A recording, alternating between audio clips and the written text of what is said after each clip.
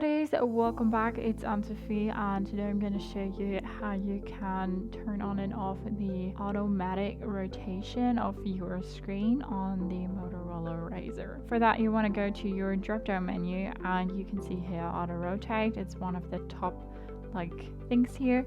You can click on it. Now it's on, and if we go to, let's say, YouTube and then turn our phone sideways, the screen will shift sideways as well. It's nice to have a full screen vision if you like watching a movie or something else.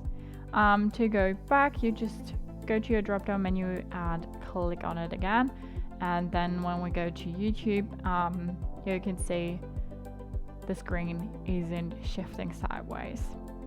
You can also go to your settings and then go to display and go to auto rotate screen, and when you turn that on, you can see it shifted sideways automatically, and then you can just press on it and then it's turned off again. So that's how you turn on and off the auto rotate on your Motorola Razr. Hope you liked it, hope it helped. If so, thumbs up, share and subscribe, and I hope to see you next time.